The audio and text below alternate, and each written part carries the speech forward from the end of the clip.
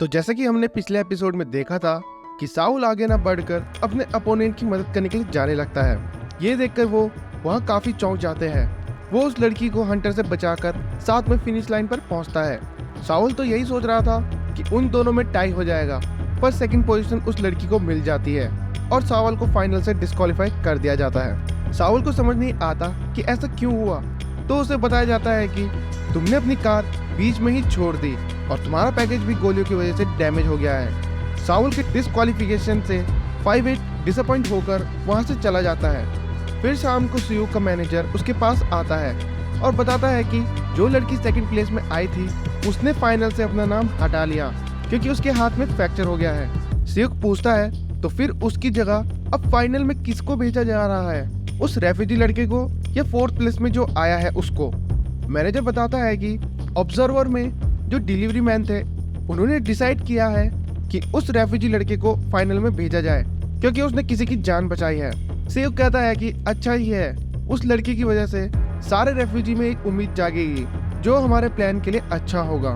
दूसरी तरफ साउल उदास बैठा था ये सोचकर कि वो कॉन्टेस्ट से बाहर हो गया है। तभी वो देखता है उसकी तरफ एक कार आती है और उसे बताया जाता है कि वो फाइनल राउंड के लिए सेलेक्ट हो गया है। साउल बहुत ही ज्यादा खुश होकर उन सभी को ये बात बताता है कि मैं सेलेक्ट हो गया हूँ और वो सभी उसके लिए खुश होते हैं। सीयूक ने सीयूल से सारे डिस्ट्रिक्ट की डिटेल मांगी थी, तो सीयूल उसे population, gender distribution, oxygen consumption, ये सब चीजों का डिटेल बताती है।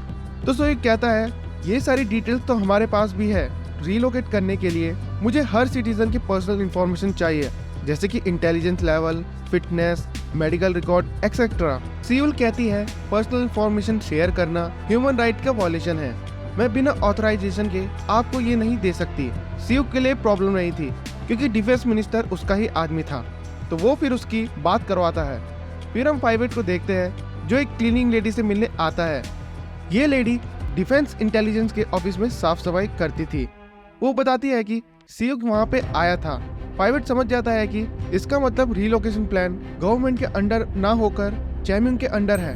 वो लेडी बताती है कि चेयरमैन तो गवर्नमेंट के प्लान के साथ है जिसमें रेफ्यूजी को भी इंक्लूड किया गया है, पर सीयूक इसके अगेंस्ट है। 5-8 कहता है कि मैं चेयरमैन पर भी भरोसा नहीं कर सकता क्योंकि 9 साल पहले रेफ्यूजी किलिंग के लिए उन्होंने ही ऑर्डर दिया था।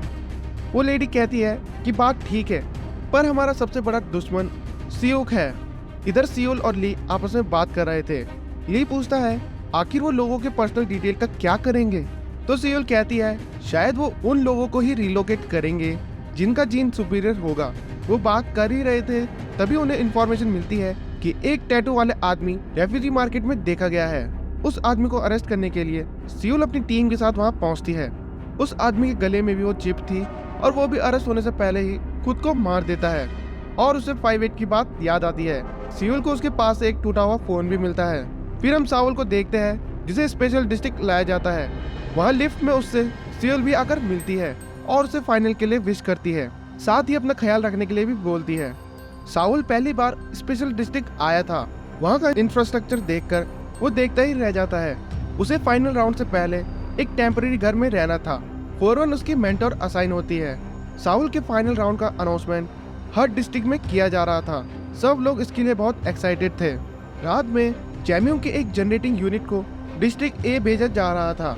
5-8 अपने डिलीवरी मैन दोस्तों के साथ वहां पहुंचकर चैम्यूंग के लोगों को मारता है और उस जनरेटिव यूनिट को उड़ा देता है ताकि एयर रोड के काम में डिले हो सके। इसकी खबर सोयुक को भी मिल जाती है और उसे समझ नहीं आता ये सब कौन कर रहा है। इधर साउल 4-1 के साथ अपने रूम में बैठा था और वहाँ फिर 5-8 भी आ जाता है। साउल थोड़ा सोचकर कहता है कि ये डिसाइड किसने किया, यहाँ के लोगों को अच्छा खाना और रहने को मिलेगा और बाहर के लोग बुरी हालत में रहेंगे। तो 5-8 कहता है कि जब तुम डिलीवरी मैन बन जाओगे तो तुम्हारे दोस्त भी तुमसे ऐसे सवाल पूछेंगे। हम फिर से सीईओ को देखते हैं जो अपने डैड से मिलने आया था। चेयरमैन चाहते थे कि रीलोकेशन का प्लान गवर्नमेंट संभाले ताकि हर किसी को प्लान के लिए कंसिडर किया जाए, पर सीईओ ऐसा नहीं चाहता था और कहता है उनको शामिल करने से सिस्टम ओवरलोड हो जाएगा और हम उतना ऑक्सीजन प्रोड्यूस नहीं कर सकते। फिर भी चेयरमैन कहते हैं अगर हर कोई ऑक्सीजन मास्क पहन के रखे तो मैनेज हो जाएगा। इधर 4-1 साउल को बताती है कि उसका फाइनल राउंड जिस अपोनेंट के साथ है वो अभी तक का सबसे स्ट्रॉन्ग कैंडिडेट है। साउल पूछता है क्या वो 5-8 से भी ज्यादा स्ट्रॉन्ग है? तो फोरन कहती है नहीं, 5-8 से ज्यादा स्ट्रॉन्ग कोई नहीं है। साउल कहता है फिर मुझे कोई डर नहीं।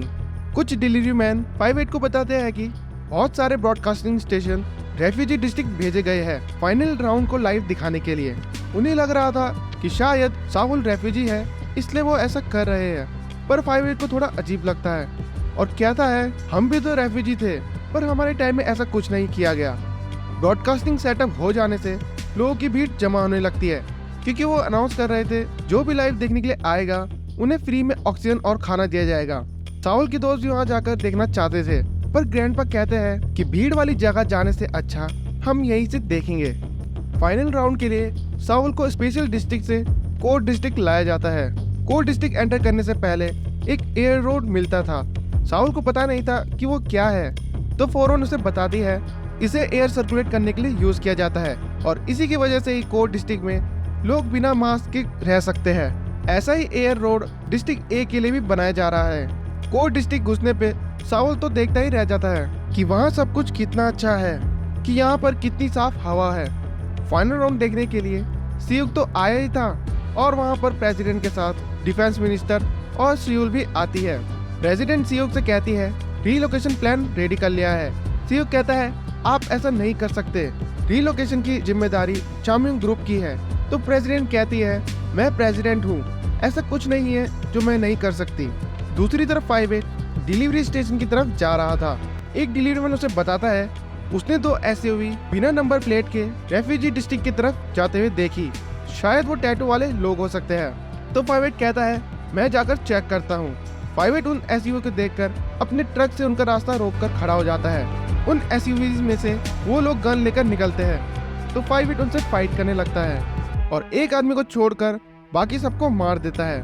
उस आदमी के गले में भी वैसा ही टैटू और चिप भी थी, तो 5-8 गर्दन पे कट लगाकर उस चिप को निकाल देता है। फाइनल कॉन्टेस्ट अब शुरू होता है। हर राउंड 5 मिनट के होने थे और ये तब तक चलेगा जब तक दोनों में से कोई एक हार न जाए। पहले राउंड में तो साउल बहुत बुरी तरह से पिटता है, उसका अपोनेंट उससे काफी ज्यादा स्ट्रॉन्ग लग रहा था। फिर 3 मिनट का ब्रेक होता है। फोरन उससे कहती है तुम उसे अपने आप को क्यों पीटने दे रहे हो? तो साउल कहता है कि मैं बस देखना चाह रहा था कि वो कितना स्ट्रॉन्ग है। मैच के बीच में से सियुक अपने मैनेजर से पूछता है कि प्लान तो ठीक चल रहा है ना? तो मैनेजर हाँ कहता है और उन दोनों को दूर से सियुल भी देख रही थी। रेफ्यूजी डिस्ट्रिक्ट में जगह जगह लाइव मैच दिखाया जा रहा था और हर जगह भीड़ जमा थी। उस भीड़ के बीच में सियुक के टैटू वाले लोग भी थे जो शायद सुसाइड बॉम्बर्स थे। मैच का सेकंड राउंड भी साउल हार जाता है, पर मैच खत्म नहीं होता क्योंकि उसने हार नहीं मानी थी। फोरन देखती है चोट की वजह से उसके सर के अंदर का मेटल दिख रहा था, तो वो वहां पर पट्टी बांध देती है। साउल उसे कहता है मुझे उसका पैटर्न समझ में आ गया है। इधर 5-8 को उस आदमी के फोन में से कुछ फाइल्स मिलती है जिससे उसे पता चलता है कि ब्रॉडकास्टिंग सिर्फ इसलिए कराया गया ताकि ज्यादा से ज्यादा रेफ्यूजी को जमा करके उन्हें बम से उड़ाया जा सके। वो तुरंत रेफ्यूजी डिस्ट्रिक्ट के लिए निकलता है और बाकी डिलीवरी मैन को भी बुलाता है। तीसरा राउंड शुरू होता है। इस बार साउल अपने अपोनेंट के सारे मूवमेंट को पहले ही प्रिडिक्ट कर ले रहा था। वो खुद एक भी पंच ना लेकर अपने अपोनेंट को मारता जा रहा था और लास्ट में वो एक पंच मारता है जिसकी वजह से वो बेहोश होकर नीचे गिर जाता है। साउल जीत गया था और खुशी में अपने सिर से पट्टी हटा लेता है। सियुक और बाकी लोग उसके चोट के अंदर का मेटल देख लेते हैं और सियुक ये देखकर हैरान हो जाता है। उसी समय रेफ्यूजी डिस्ट्रिक्ट में बहुत सारी जगहों में एक साथ ब्लास्ट होते हैं। 5-8 के पहुंचने तक सब राख बन चुका था और इसी के साथ ये एपिसोड यहाँ खत्म होता है। तो मिलते हैं इसके अगले एपिसोड के एक्सप्लेनेशन में। अभी के लिए इतना ही।